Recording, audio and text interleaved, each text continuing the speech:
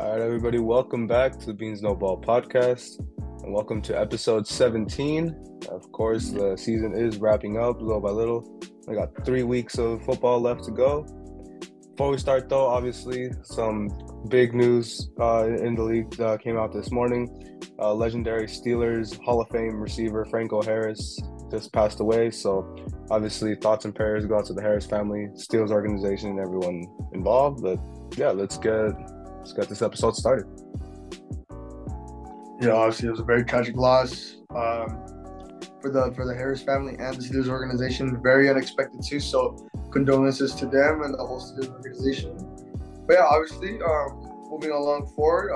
Obviously, one second before we get started, I have a temporary setup for now. I'm currently in Mexico, so thank God the Wi-Fi here is pretty okay, so we can still get the podcast going. So let's just get it going. So obviously, the Week 15 recap. We started off with the Thursday Nighter, which is the Niners and the Seahawks.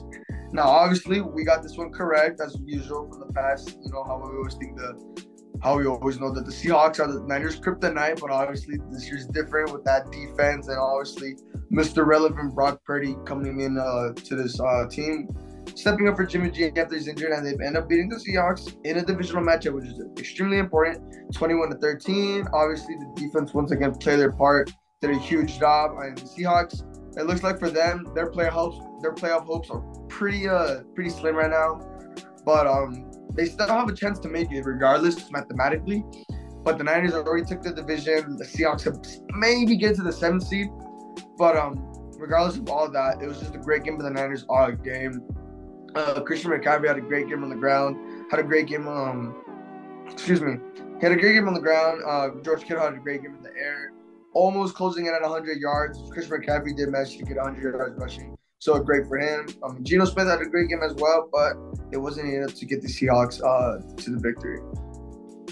Yeah, I mean, you said it well. It was basically a complete game for the Niners, just offensively and defensively. They had scored in every quarter until the fourth, and just touchdown after touchdown, which that was enough. Which the defense didn't give up a touchdown until the fourth quarter, and I mean that just shows probably one of the best defenses, probably the best defense in the league right now. And like I said, it showed on Thursday, and just apart from the defense, like you said, McCaffrey on the run game, Kittle, and I mean even just the rest of the receivers, just really solid on the air. And sure, Geno Smith did have kind of better numbers than Brock Purdy, but still, I mean he's managing the ship in for whatever time he's gonna have left. And I mean, who knows if Jimmy Garoppolo does make it back? But I mean, it doesn't seem that bad to have Brock Purdy, and the Niners are looking really solid as the season comes down to an end, and playoffs coming up. But that being said, for Thursday Night Football, we'll move into not the Sunday slate, but the Saturday slate now, as we had three pretty big Saturday games. And this first one, oh boy, what a game we were treated to Saturday morning, the Colts of the Vikings. Obviously, we both took the Vikings as we assumed this would be quite the no-brainer, but man, I mean, it just started right away. I mean, the Colts took a 17-0 lead in the first quarter. That was a surprise enough, and then it's 33-0 at half. I mean, no one was expecting this. By this point, I just turned the game off, and obviously by this point, I was already kind of sick, so I just took a nap. Didn't really think much. Just left it at that. Little did I know, the Vikings come back, tied at 36, go into overtime, and they get a game-winning field goal. I mean, Kirk Cousins just 40 yards shy of 500, and 4 touchdowns, and surprise on the receiving end, KJ Osborne, almost 160 yards, only 1 touchdown out of that, but still, I mean, just sure, they looked pretty awful in the first half, but absolutely complete game in the second half, even with some poor officiating, which was really favoring the Colts. But I mean, it's a historic comeback for the Vikings, and just what a game. Yeah, obviously when they were down, there was 33-0 at half. Me watching this game, I did the same thing. I turned it off because I'm like, this is honestly embarrassing for the Vikings. A high-powered team going out like this, closing into the season, like it was bad. And then I see them getting going after. I'm like, oh shit. So I started watching the game a bit, and they just come back, and I'm just like, no, absolutely way that the Colts are going to choke this. And that's exactly what they did. Kirk Cousins, Dalvin Cook, KJ Osborne, and Justin Jefferson, they all rallied back at halftime, and they scored. They scored 22 unanswered in the fourth that helped them get it into overtime, and that field goal pretty much set them up to win them the game. And poor Matt Ryan, 4 games he's already 4 historic games he's already choked. He's choked the first international game. He's choked He's choked the biggest regular season game, the biggest international game, the biggest Super Bowl game, and now the biggest and also the biggest playoff game, and all historic. Yep. Yeah, the championship specifically. So he's on the losing end, and I think this game is gonna depict his Hall of Fame career, his Hall of Fame resume, because we've had people say that Matty Ice is a Hall of Famer, that he's not a Hall of Famer, but with the success he had with Atlanta, couldn't get the Super Bowl with the stats he's got. But obviously, this game is really going to depict it. Now, obviously, moving on to another game that we were pretty much expecting, pretty close yet boring game on the Ravens at the Browns. The Browns beat the Ravens, a 10-score game, 13-3, and what do we know? Deshaun Watson, how we called it, had a pretty mediocre game. It was pretty boring throughout the game. I mean, halftime, Browns were up 6-3, and Ravens just couldn't get anything going in the second half. They were shut out all second half. Browns got a touchdown that pretty much sealed them the game in the third, and in the fourth quarter, it was a defensive battle, and the Browns got the upper hand on this one. J.K. Dobbins, his effort on the ground, 13 carries for 125 yards, still could help the Ravens, especially with their quarterback trouble.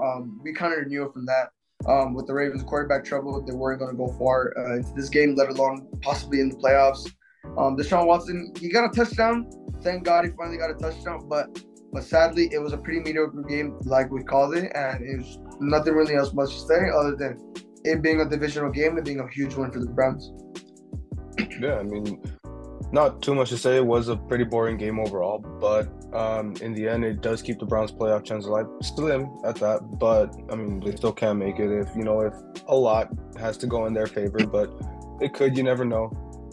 Still, I mean, this is basically what we had expected, like you're saying. Just not only with Lamar, I mean, he could be back by next week. I'm probably wouldn't expect it, but with the Ravens quarterback situation, it was just hard to really expect them to get much going. I mean, sure, J.K. Dobbins had a wonderful game on the ground. I mean, he was basically the only part that had this offense going, but the run game just wasn't enough, and Deshaun Watson was able to just do enough to edge the Browns over the Ravens. And with this, the Ravens' playoff chances are taking a pretty big hit. Now, as of our last Saturday game, this is another pretty big game for playoff implications. Saturday Night Football with the Dolphins and Bills. And, I mean, Josh Allen just really took this game over, 304 yards and 4 touchdowns. Just big, this win for the Bills clinches a playoff berth.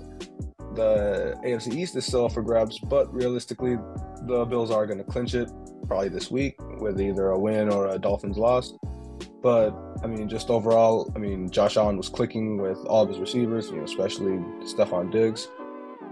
Tua still had a wonderful game getting the ball to Jalen Waddle and Tyreek Hill, but in the end, it just wasn't enough as they got into field goal range in the snow, of course, getting the snow nice and pushed away for the Bills kicker to put it up, and game-winning field goal in the end. So I'm just a really good win, a statement win for the Bills here. Yeah, I mean, this is probably arguably not arguably, but this is probably one of the good games of this week so far. We knew it was going to be a close game, and so it was. Dolphins did have a great lead to begin with. I mean, they were only down it was 21-13 at half. They were only down they're only down 8 at halftime, so it really wasn't that much, and they got 13 unanswered in the third, shutting out the Bills. So obviously, with Josh Allen does best, coming back to lead that team to a victory, and in the fourth quarter, They rallied with 11 points, only holding the Dolphins to 3 points, and obviously Tyler Bass, probably one of the best kickers in the league right now, hit it up straight in the uprights for the game winner. So obviously it was a great win for the Bills. Dolphins, they're 8-6. They're for sure going to make playoffs without a doubt. Most likely, with the way they're playing, I would see them getting to sixth seed, maybe sneaking their way into the fifth. But that's going to be a little hard depending because they're pretty much neck to neck with the Ravens right now. They're only one game behind the Ravens. So, I mean, anything could happen. But regardless of that, Bills obviously got that number 1 seed on lock. So it's just another great win for the Bills. Now, moving on to our next game, which is a pretty close game than we've expected. The Eagles and the Bears. So obviously this game was pretty boring to start off with. I mean, it was scoreless the first quarter, and the second quarter is kind of where it got going. Eagles were up 10-6 at halftime. But obviously Jalen Hurts, he didn't get anything touchdowns on the air.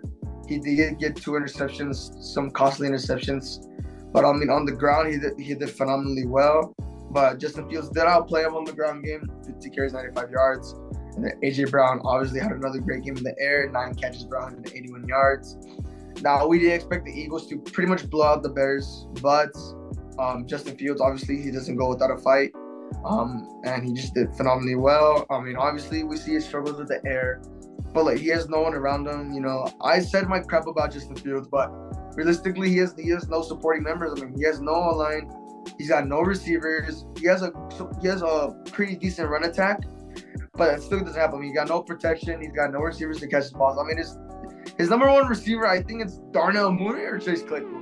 I don't remember, but it's one of them two, and it's just not a really good pickup. And Sammy Watkins did get released by the Ravens, so I wouldn't doubt the Bears pick him up. I mean, Sammy Watkins is old and he's washed, so you never know what he still has left in the tank. But it's just sad to see, you know, obviously they're already eliminated. I mean, the Eagles, they're already going to be most likely without Justin Fields. I mean, not Justin Fields, Jalen Hurts, excuse me. I'm sorry. They're most likely going to be without him Saturday against my Cowboys with the separated shoulder. Obviously, not preying on that injury, but obviously it's great for the Cowboys for the playoff implications. But it's going to be a little difficult to get that number 1 seed now, so obviously that's out of the air. But obviously, if we do beat them, it'll count out since we both beat each other with our backup quarterbacks. But we'll obviously talk about that for the predictions. But regardless of that, I mean, it was a great, hard-fought victory by the Bears, but sadly, Eagles are just a better team here and took the victory.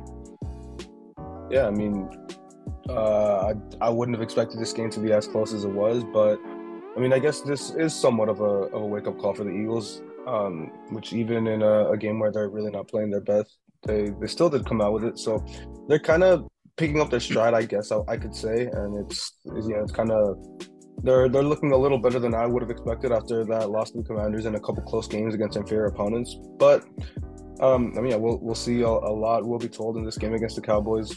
And I think also to your credit about the Watkins, he was released by the Packers and he already got picked up by the Ravens. So I guess that is kind of out of the Bears' option. But I mean, yeah, it's just to see what they can do in the offseason, what they can do in the draft to really help out Justin Fields. Because at this point, I mean, that's the help he's going to need. I mean, this draft and this year is pretty key to see how this rebuild is going to go moving forward, if they're going to be able to contend in 2023 or if it's going to be another rebuilding year.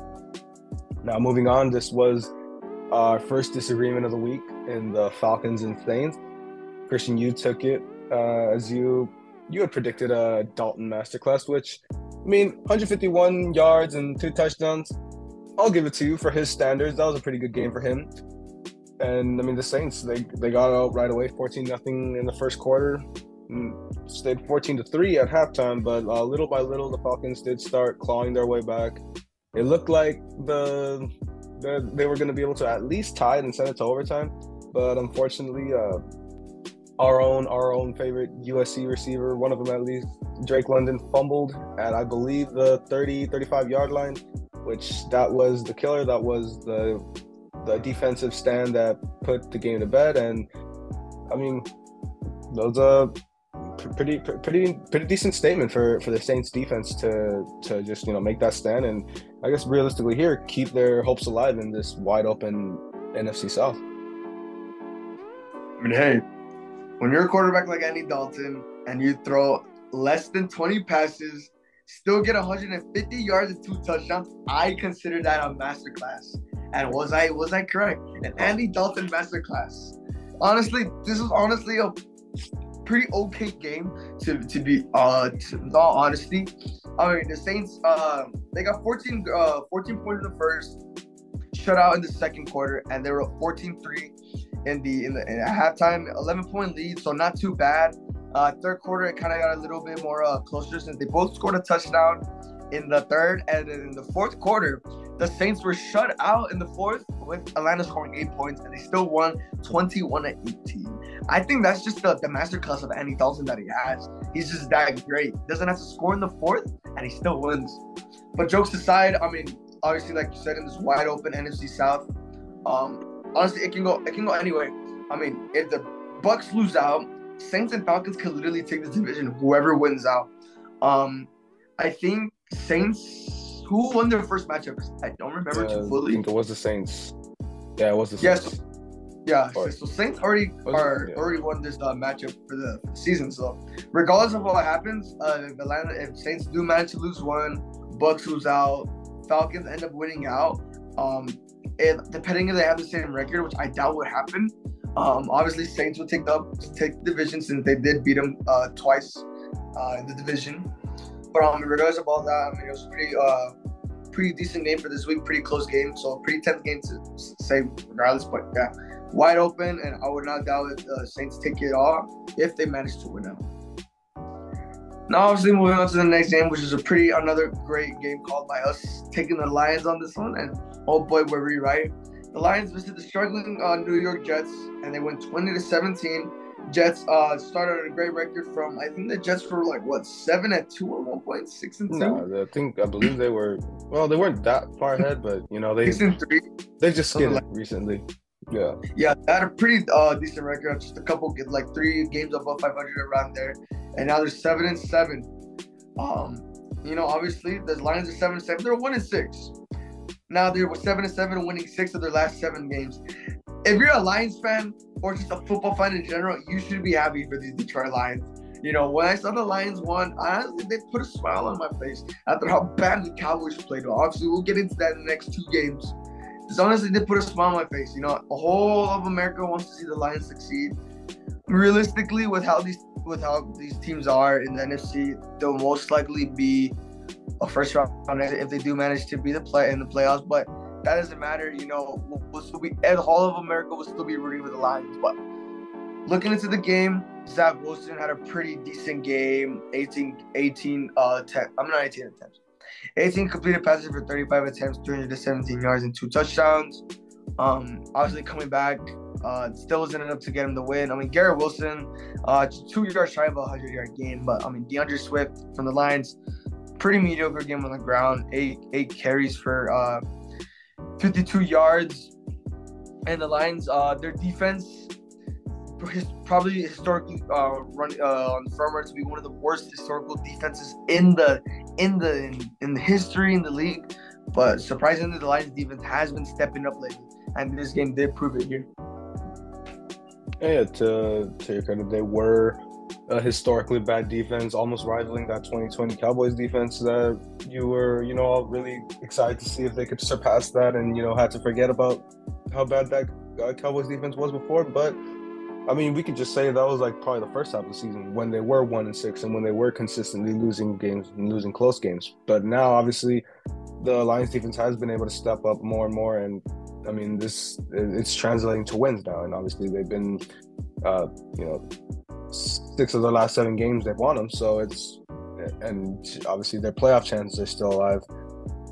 This is, obviously a lot of credit to the coaching by Dan Campbell and just some pretty decent quarterback play by Jared Goff, which you see that late game winning drive that I forget who the pass was to. I believe it was a tight end, but just a beautiful play to finally get them the lead for good there. And the Jets were able to drive a little bit, but it just wasn't enough. But overall, it's like you're saying, you just feel so good for the Lions, possibly to get into the playoffs. Which the way the Giants are looking, and of course the Seahawks, I would put my money on the Lions finishing off with that 7 seed, and who knows what they could do if they sneak in and as a sleeper playoff team.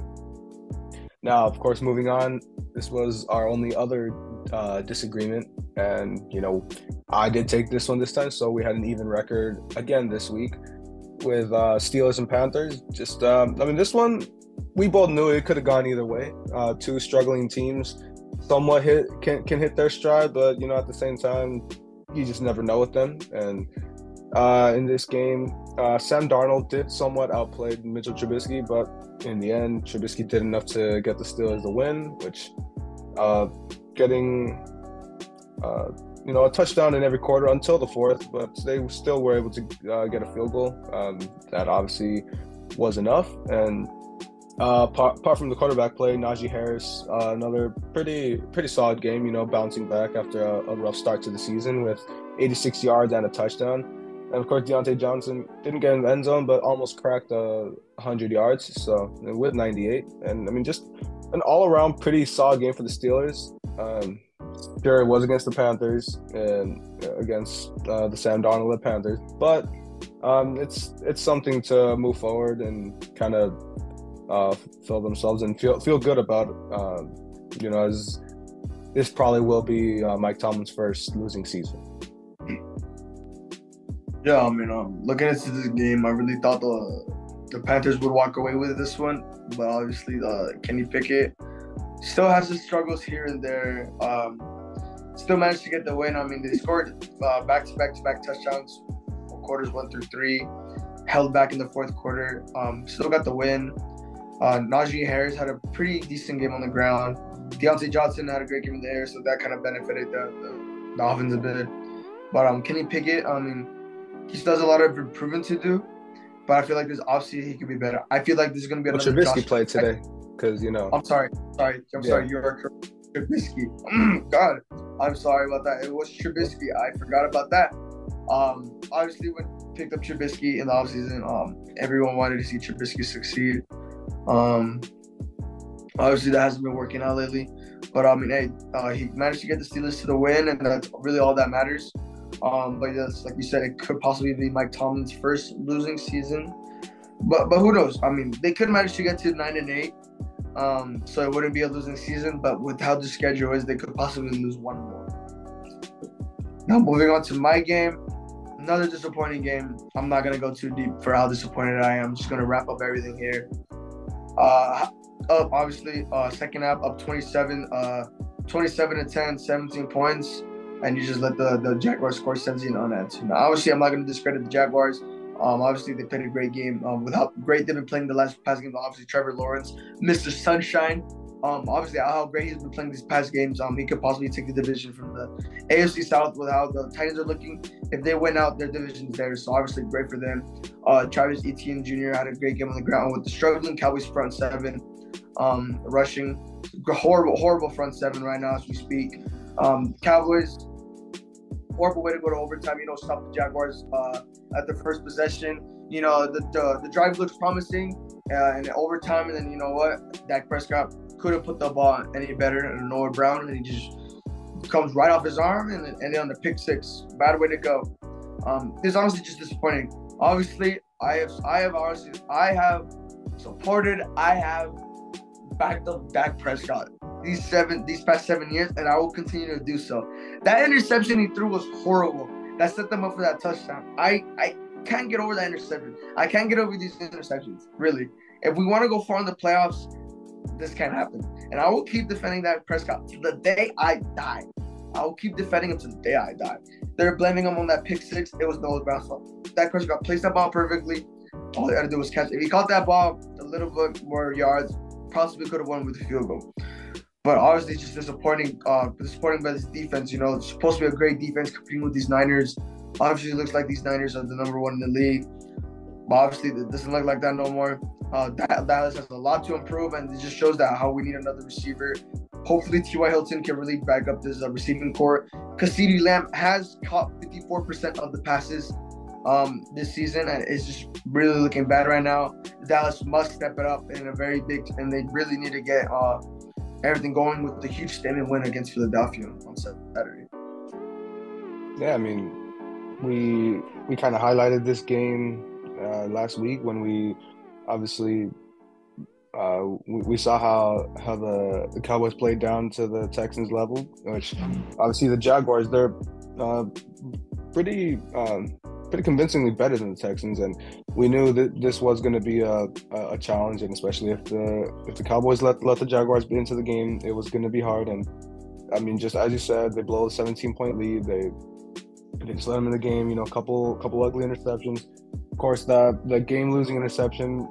I mean, I would easily, obviously, not credit that to Prescott. Just like you said, it was a great pass. Just you put that on Noah Brown, but still, I mean, it's kind of start to pretty alarming to see how the Cowboys, when they need to be playing up to opponents like the Eagles, obviously next week, and see the Niners, which would probably be a path to the playoffs.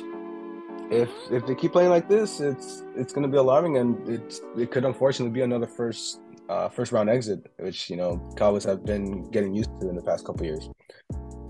Now, moving on, we got another overtime game with the Chiefs and the Texans. This was just absolutely surprising. Nope, I mean, neither of us could have seen this coming, as we both expected the Chiefs to just roll over the Texans, same as what we expected with the Cowboys last week. But the Texans, surprisingly putting up some fight in the past couple weeks. Here, they just, I mean, slowly but surely stayed in the game, little by little. Sure, then the Chiefs were able to keep it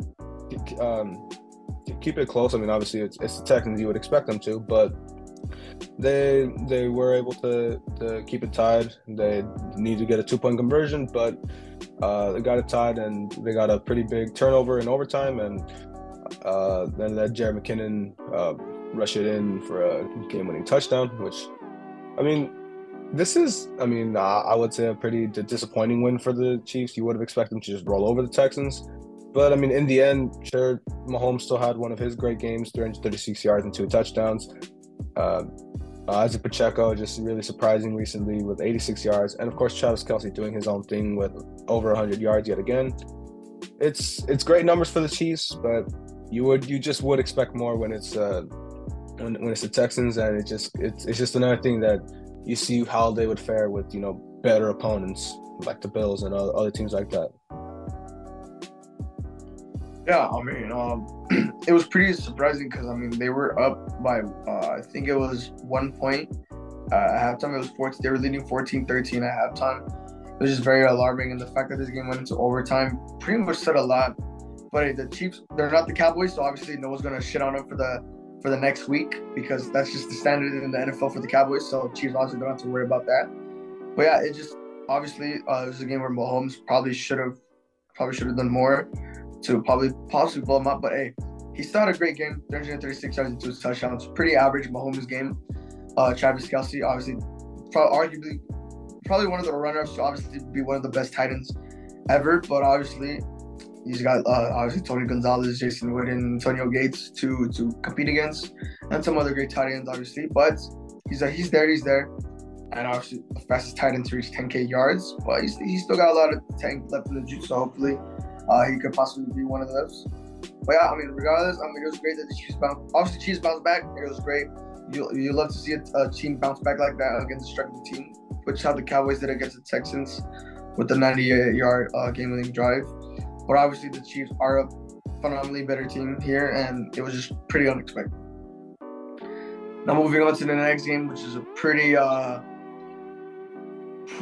not want to say one-sided game, but a pretty decent game from the both ends. I mean, it was two struggling. Nothing really much to say here. It was two struggling teams, both without their starting quarterback.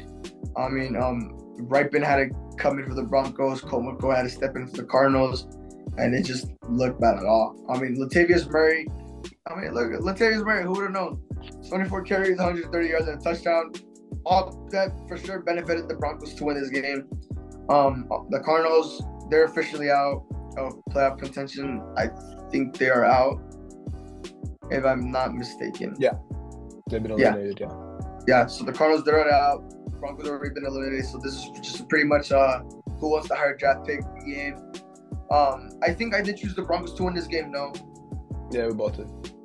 Yeah, so obviously choosing the Broncos this time finally did pay off against the Cardinals. I mean, not much to say here. I mean, it was a pretty good win for the Broncos, but I mean, not really much to happen at this point. Just tank for a better draft pick. Yeah, I mean, like you're saying, it's kind of not much to play for at this point, especially now they both lost their starting quarterbacks. I mean, it was just, I mean, it was a close enough game, 24-15. We both expected a pretty ugly game, and I mean, at least in the first half, it did look like it was going to stay that way. It was just 6-3, nothing much going, not much offense. But I mean, in the end, the Broncos did kind of pick it up, and I mean, it was something worth it. I mean, Brett Rippon did get almost 200 yards, got a touchdown.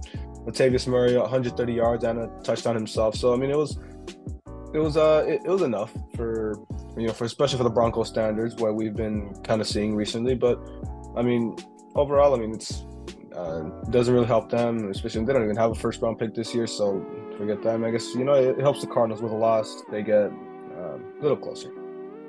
So now moving on, another really surprising game here in the Patriots and Raiders. Pretty average game overall until we see that final play of the game, and who knows what was going on there. I mean, there, Jakobi Meyers, he did say he thought Mac Jones was open, and I mean, if you do look at the play, if Mac Jones would have been open, he did have pretty clear path to the end zone. With all the Raiders defense was kind of carried to the right side of the field if he was open, because apart from that, Chandler Jones was right there waiting for the ball, and at that point, when he just stiff-armed Mac Jones to the ground just like a child, he just took it himself into the end zone, and zeros on the clock. Just a surprising little. I mean, who knows what was going on there? You just never see a play like that. But yeah, it was just a really, really big win for the Raiders. Not much in the big picture, but still, it was a great win for them. Yeah, and obviously with the Raiders, their playoff hopes are still alive, But yeah, it really just came down to that last Patriots play. I mean, Stevenson did have a great running room, great lateral to Jakobi Meyers, and obviously he did say he was just trying to do much, trying to be a hero, and look what happened. When I saw that play, I was just, a lot of things were going through my mind. I'm like, what was Jakobi Meyers looking at?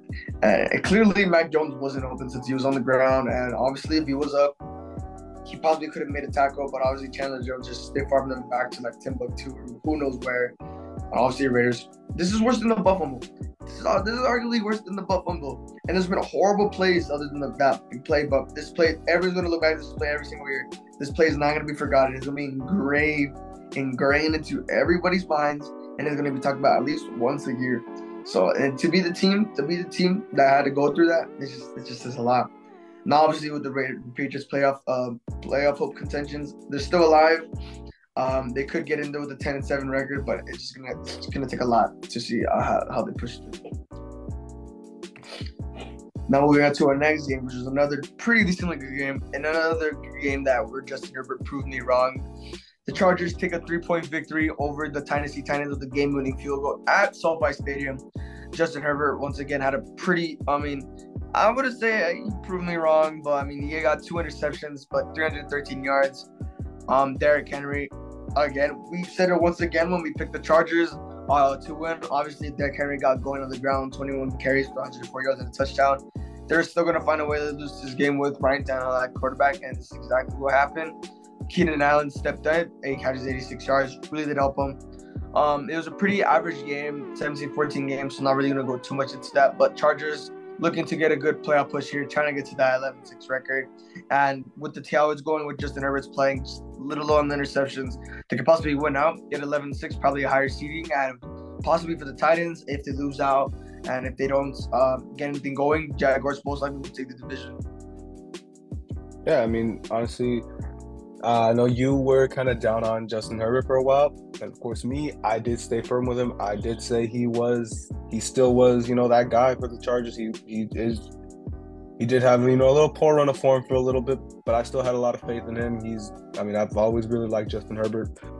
So, it feels really good to see him. Sure, these 2 interceptions are kind of costly, but it didn't amount to much in the end. But still, 313 yards, and just a pretty big victory here. Obviously, 8-6. They're I don't know. I think they are in the playoff picture as of right now, the 6 or 7 seed. But yeah, I mean it's big for the Chargers, as I mean, this could finally be the year that Justin Herbert gets into the playoffs. And of course, as for the Titans, the way they're looking right now is they're kind of dipping in form, and of course the Jaguars just randomly on the rise.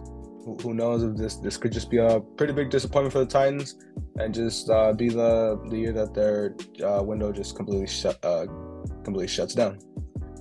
All right, and moving on, got another pretty surprising game here. The result was pretty much what we expected, but it was a pretty eventful game here in the Bengals and the Buccaneers. Tom Brady and his team, obviously they got out to a 17-0 lead. We both took the Bengals here, so it was a bit surprising at the start, and just the way the Bucs had looked. But in the end, Joe Burrow just rallied the way he knows best. Just had another one of his great games, going for 4 touchdowns, and in the end, coming away with a 34-23 win. A little more yardage with Tom Brady, and I mean, he had 312 and 3 touchdowns. So obviously it was a good quarterback matchup, but in the end, the Bengals just put together a better team game overall, and just got it done. And now they are just one step closer to wrapping up the AFC North now, with basically everyone else kind of falling off recently. Yeah, I mean, we saw how the Bucs, they had a 17-0 lead, and the Bengals Joe Burrow just rallied back with that team to come back to win 34-23. Second half, obviously, we saw the Bucs, they could not do anything. I mean, at halftime, they were up 17-3. They had a 2-touchdown game, and at the second half, the Bucs did not do anything. Bengals scored 17 unanswered in the third quarter, and the fourth quarter got another 14, with the Bucs only scoring 6. So this game was pretty much all the Bengals in the second half. And it really just shows how Tom Brady could possibly be in the playoffs. I wouldn't say he could possibly be a first-round exit. No one gets Tom Brady, but the way he's been playing lately with that team around him, and it was supposed to arguably have such a great defense to begin with in the beginning of the season, but from the looks of it, it just looks like it's not going to happen. Chris Godwin, I mean, he got 83 yards and a touchdown, but obviously it didn't help him. The Bengals couldn't keep up. It was really another bad choke by another team that's really been struggling. And the Bengals, with the way they've been playing now, they could win now and get a higher seeding position.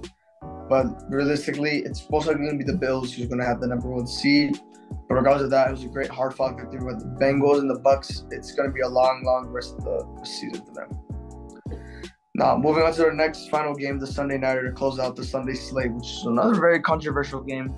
Another great divisional matchup with playoff hopes still in implications for both teams. The Giants at the Commanders, with Giants winning 20-12. It was a pretty neck-to-neck game. It was a pretty neck-to-neck game every single possession. I mean, we saw how Taylor Heinicke's been playing, really leading the Commanders. Brian Robinson, great on the ground after being shot, obviously bouncing back. And then Josh Dotson, 105 yards and a catch with only 4 catches. Really great by him.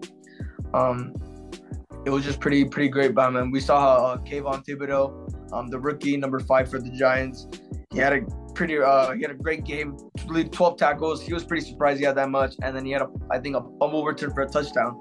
So obviously the Giants, they got some hope for that team. Kayvon Thibodeau has some life in him, and it's going to be very amazing with the Giants in the next couple years. For now, I think he can get it going with Daniel Jones still playing decently.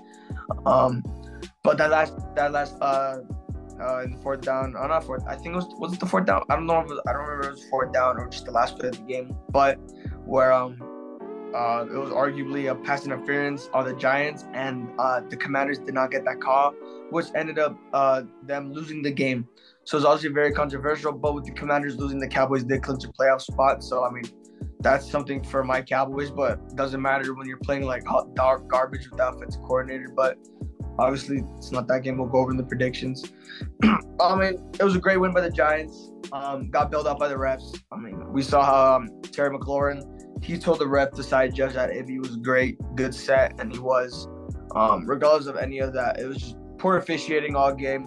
I don't know what's up with these refs. It's been very horrible, but I mean, great win by the Giants, helped by the refs, and we'll see what the Commanders can do in this closing out the season. Yeah, well, my main takeaway from this game was, as you just said, the refs. I mean, it comes down to, I mean, me mainly, it was that call with Terry McLaurin.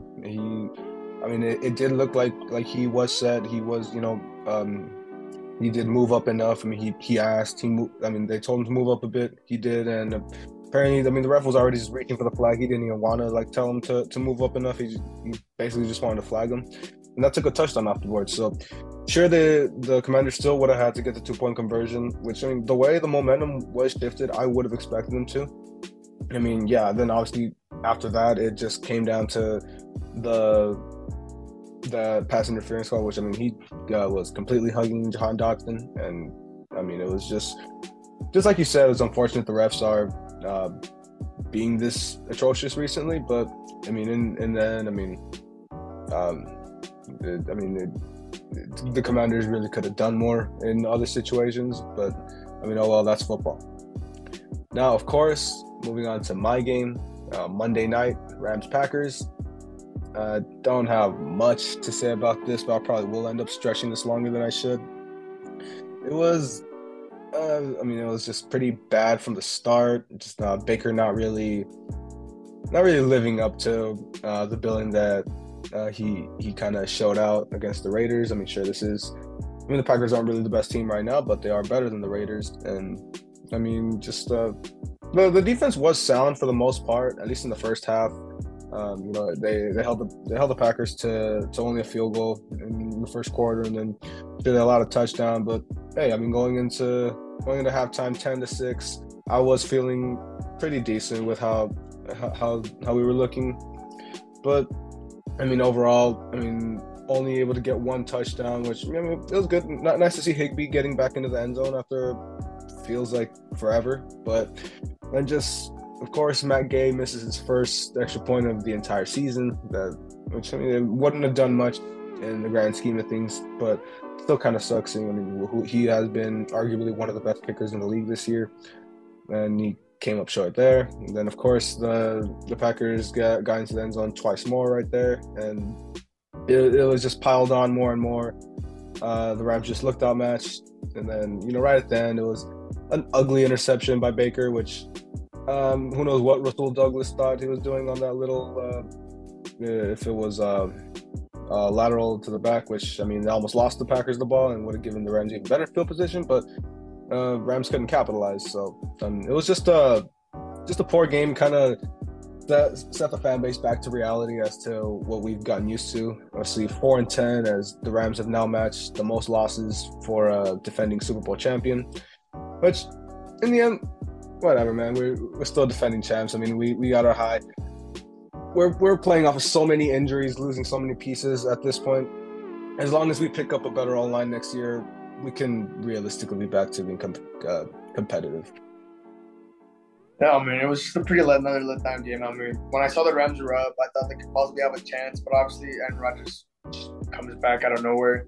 And the one game where I bench Aaron Jones, for how inconsistent he's been in fantasy, he gets 20 points. And that could have won me my matchup, because all my opponent needed was Christian Watson to get 7 points, and oh boy, did he get 8. I'm very upset about that. But whatever. Not that serious. But obviously, I mean, regardless, it was a pretty decent game of the Packers bouncing back in the second half as well. I mean, they had a 4-point lead in the second half, so it was a pretty neck-to-neck game. Rams could possibly came back. But obviously, that ugly interception Baker threw later in the game, it was pretty embarrassing. But I mean, it was just another average, boring Sunday nighter for us fans. But regardless of all that, Packers, I mean, they still have hopes for playoffs, but I really doubt they'll possibly make a push for it. But we're gonna have to wait and see. And obviously, that wraps up the Week 15 recap, and we're gonna just about to close out with the Week 16 predictions. So, David, would you like to go over? Yeah, with our records, of course, before we get into that. And did slightly mention this. We did go even again. A lot better, though, of course. We went 11-5. Pretty good predictions, aside from a couple disagreements between us and, of course, a couple random surprises throughout the week. So we both went 11-5, and our overall record now is 132-92. So still respectfully above 500. Just hopefully we can keep it below 100 incorrect predictions, and maybe just really really iron out that win percentage in these last 3 weeks. So all that being said, let's start with the Week 16 preview. As Christian starts off with Thursday night. So obviously, first Thursday nighter, we got the Jacksonville Jaguars and the New York Jets. I feel like this could possibly be a one-sided game with how hot the Jacksonville Jaguars are doing and how bad the New York Jets are. So obviously, with right off the bat, I'm going to go with the Jaguars on this game, just how great they've been playing. They could possibly make a push for that division, and with the Jets, I would feel that they would slightly miss the playoffs with just how bad they've been playing, especially with their quarterback troubles and just no chemistry with the team. It was Zach Wilson, so I got Jacksonville winning this one. Well, I honestly expected a disagreement here, but I guess now I'm gonna have to go with the Jaguars as well. I mean, as good as the Jets, it looks like Zach Wilson kind of picked it up in last week's game, but still, I'm gonna have to say, just, I mean, like you said, how the Jaguars have been looking recently. I expect a close win against a pretty solid Jets team here, and if the Jaguars can find a way to win out, I would expect them to come from under and take the division from the Titans. Now moving on, obviously the bulk of our games will be on Saturday this week on Christmas Eve instead of Sunday, and we'll only have 3 games on Sunday. So start off with the morning slate of games on Saturday with the Bills and the Bears. I mean, I'd like to say a no-brainer, but this year you never even know anymore. But I'm gonna have to say the Bills here. Really expect Josh Allen to just have another really good game against a struggling Bears defense. And Justin Fields will probably have, he'll probably respectively, as he always does, but with no help around him, it's going to be hard to get much going. That's obviously another agreement here. I'm gonna go with the Bills on this game. This time I really don't expect it to be a very close game, especially with how great Justin Fields is on the running game, on the rush attack. But I mean, you're going against a very good Buffalo Bills team that managed to get a bunch of points on the board. So I do expect Buffalo to win by at least a great margin here. Now, moving on next, then we have a pretty boring, most likely a boring game. Not only the Steelers, the New Orleans Saints, the Cleveland Browns. Now this time, I won't be expecting an Andy Dalton massacre, so I will be going with the Cleveland Browns here. It's going to be a close game. I hope Deshaun Watson has a great game, but it's most likely not going to happen. Probably another mediocre game for him. So I got the Cleveland Browns winning by just a few points. Yeah, honestly, I mean, just seeing how the Browns have looked, I mean, they played ugly against a really battered Ravens team. I am going to take the Saints to win this game. Far from a Dalton masterclass, I'm expecting a pretty ugly game, as we've seen it with a lot of these struggling teams. But I'm going to say, an ugly like 13-10 type game here, and the Saints just barely squeaking out with a nice little Will Lutz field goal. Let's think of it like that. Now, of course, another 10 a.m. game here with the Texans and Titans. This one, I mean, even as good as the Texans have been playing up to their opponents, I kind of got a feeling that little run is going to come to an end here, and this is going to be a kind of bounce back game for the Titans. I wouldn't be surprised if the Texans do end up winning, especially how bad the Titans have looked. But at least just for my prediction's sake, I'm going to say Tannehill, and of course Derrick Henry. If he gets it going on the run game, it'll be a good Titans win here. Yeah, I got the Tennessee Titans winning this one as well. I mean, regardless of how struggling they've been playing, this is the Texans. With how good they've been playing against good teams, Titans are going to possibly walk away with this one, especially with the AFC South. It's pretty much up for grabs at that stake right now between the Titans and the Jaguars. Jaguars, they already have the upper hand against Tennessee in the divisional matchups. I think is it tied 1-1 or the Jaguars are 2-0? I don't. I know they won the recent one. They won the recent one. Yeah, I don't remember. I don't recall the last one. Yeah, so I mean, regardless of all that, the division's still for grabs. This could possibly be the Jaguars' division if Tennessee does not win out. But I got Tennessee winning this one regardless. So moving on to the next game, the Seattle Seahawks and the Kansas City Chiefs. I feel like this one should be a no-brainer. Without struggling, the Seahawks are now, after starting off really well this season. I got the Kansas City Chiefs winning this one by by at least 10 points. I really love Geno Smith with the way he came back with his team, but they're going against a very good Kansas City team, so I'm going to go with the Chiefs. Yeah, for me, I'm going to have to go with Chiefs as well. It's, just as much as the Seahawks have been falling off. But, I will not be surprised if Geno just randomly has a little burst and he just kind of turns it back to the early season self. Even that won't be enough, I would say. But I do honestly expect this game to be a little close. Geno probably having a good, 300, 400-yard game. But Mahomes being Mahomes, it's just going to be too much for the Seahawks defense. Now, of course, moving on, this possibly being a playoff preview with the Giants and Vikings. We'll see how it ends up with as the Giants have been, playing a little more poorly recently. But in the end, of course, coming off of a historic comeback, the Vikings here, I would expect them to, ride off of that and just get a real hard-fought win here against a quality opponent here. And this is obviously going to hurt the Giants' playoff chances and possibly open the door for the Lions to sneak in the next couple weeks. Yeah, we're going to go with Minnesota here. I mean, we saw last week they overcame a 33-point deficit, which is the greatest comeback. Well, obviously the most what's the word? I'm literally spazzing out real quick. It's being down by the most points in NFL history, managed to win. I forgot what the biggest deficit. Yeah, overcame the biggest deficit. There you go. Overcame the biggest deficit in NFL history. So obviously that's a great momentum push for them to kind of bounce back from, especially with the decently struggling New York Giants team with injuries, but obviously coming off a win against the Commanders with top of the refs. But also I got Minnesota winning this one by at least maybe a couple points. I would say this game's going to be very close.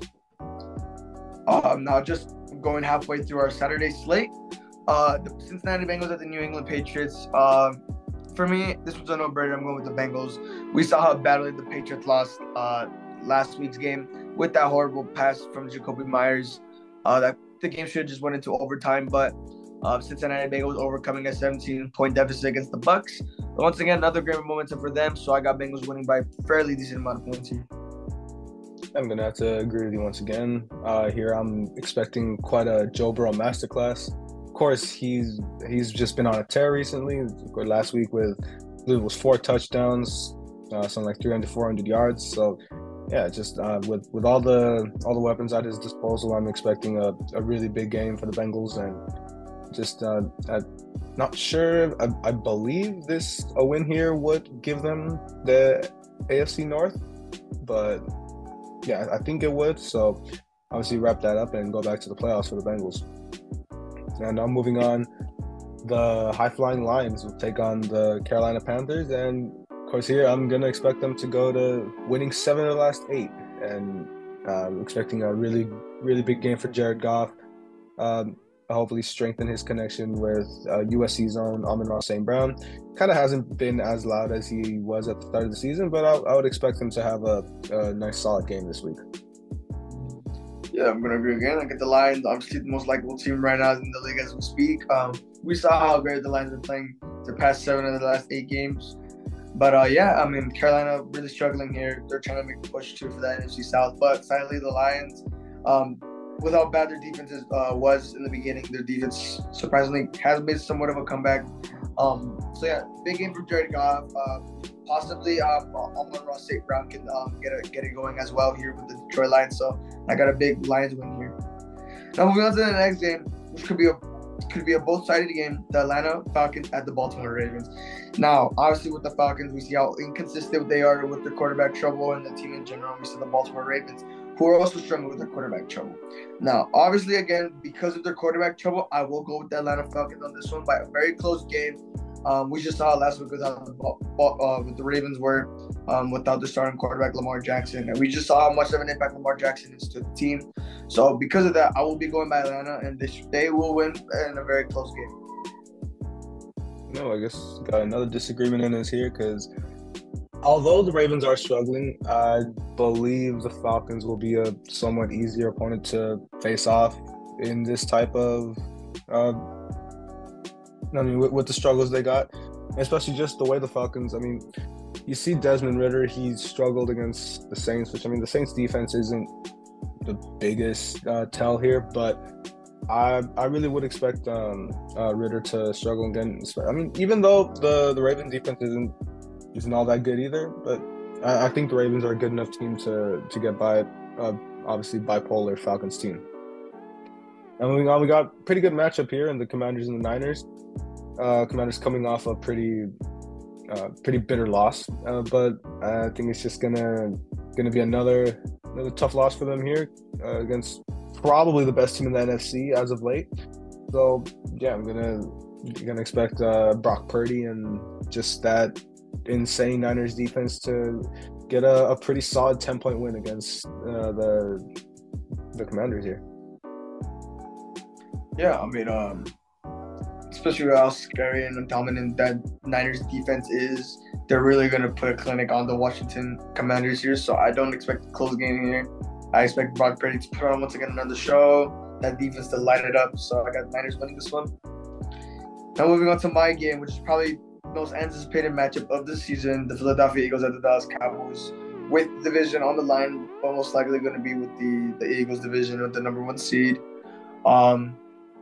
The Eagles will most likely be without Jalen Hurts on Saturday due to his separated shoulder. Now, obviously, I said it before, this could possibly be a good sign for us to win this game. Now, we saw the Eagles, they beat us with our backup quarterback. Now, this could be a game where we beat the Eagles with their backup quarterback, and possibly both teams can cancel each other out. Don't really matter, but still, with the playoff hopes on the line, it would matter. But obviously, I still got to roll with my boys here. I really expect them to make a huge bounce back here. I expect that defense to finally get on their ass and make a change, fix that running game attack, especially with Miles Sanders. I know for a fact they're going to utilize Miles Sanders a lot that game, so they should expect that and they should fix that. Those cornerbacks, Trayvon Diggs can't do everything. Kelvin Joseph, he's garbage. He's going to be the reason we lose. Deron Bland, amazing. He's our 5th round, 6th round rookie, doing an amazing job. So obviously he's been doing very, very well. He's been competing great against good receivers. So I really hope Deron Bland does make a huge step up in this game. And Kelvin Joseph, another player that really needs to step up if we want a chance to win this game. Well, Christian, don't think you're gonna like this one, but unfortunately, I'm gonna go with the Eagles here, just because mainly I see the way the Eagles. I mean, after that loss to the Commanders and, of course, some close games against pretty bad teams, they seem to be trending upwards. They seem to kind of be meshing even better. Even without Jalen Hurts, I do expect this team to mesh well around Gardner Minshew and really work around his strengths. Which, because, I mean, I see slowly as the season has progressed, I see the Eagles as a really complete team, and I don't think losing Jalen Hurts is going to be that big of a hit if it does come to that. And of course, just unfortunately seeing how the Cowboys defense has just seemed to completely collapse in the last couple weeks, I see it coming down to just a shootout between, if it has to be Minshew or Hurts against Dak, and just whichever offense can hold on longer, because I don't think the Cowboys defense is going to be too much of a factor. I mean, it would be great for you, obviously, if they do wake up and just everything you're saying, but I don't expect it to happen against, I mean, the top team in the NFC right now. Now, of course, we got our final game, our Saturday night football game on NFL Network. The Raiders and Steelers on the anniversary of Franco Harris's immaculate reception. You know, that was the whole idea. Unfortunately, he won't be around to see it, but this is, you know, two struggling teams here. It was, I mean, I was a little dicey on how I would think it, but I think after this insane win last week, I'm gonna go with the Raiders. And I mean, I think realistically they do have a chance to still make it. I wouldn't expect them to, but I mean, I think Derek Carr and of course Devontae will, I mean, string a pretty good game together here against a pretty struggling Steelers defense that, you know, just barely got by against a poor Panthers team. I'm going to go with the disagreement here. I feel like the Steelers can push through on this one, especially with the death of Franco Harris. I feel like they're going to win this game for him. This is going to be the game in his honor. And we've seen it before. And I really hope this could happen once again. A team winning after losing one of their legend players. So I really hope that is, especially against the Raiders. That would be a huge Steelers win. Obviously, both teams will playoff implications on the line. So I feel like this win could possibly be for Franco Harris, and it could happen. It could happen. It could begin could go both ways, but I'm going with the Steelers on this. And with closing our Saturday slate, we're now moving on to our Sunday slate, which is only 3 games. The Green Bay Packers at the Miami Dolphins. We see how badly the Miami Dolphins have been struggling lately. They are 8-6 now, I believe. They're 8-6.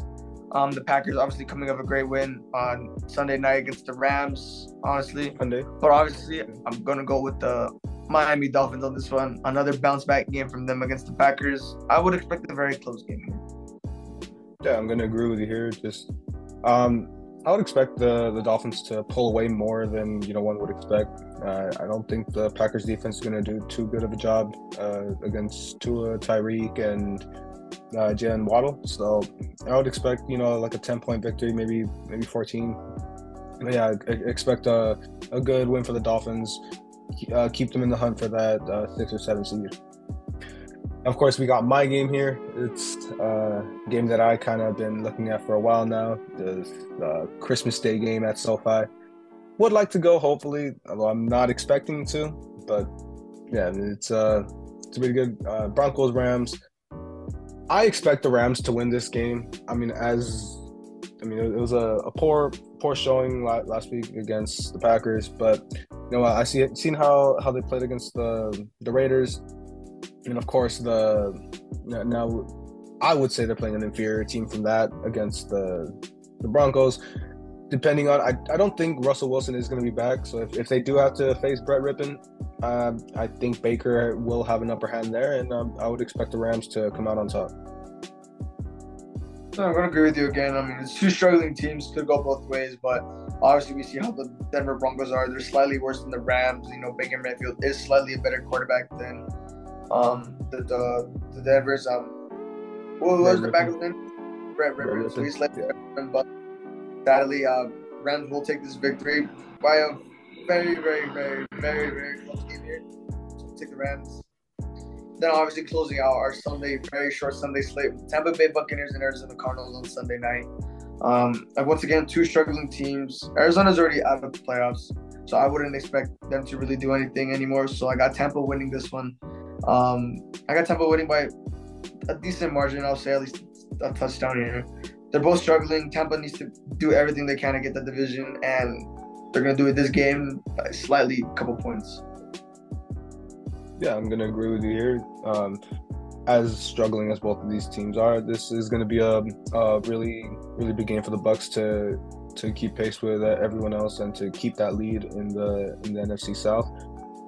I don't expect the Cardinals to put up much of a fight, especially with Colt McCoy. But they don't really have much to play for. It's all really on the Buccaneers to really give their all and stay away from the Falcons and the Panthers.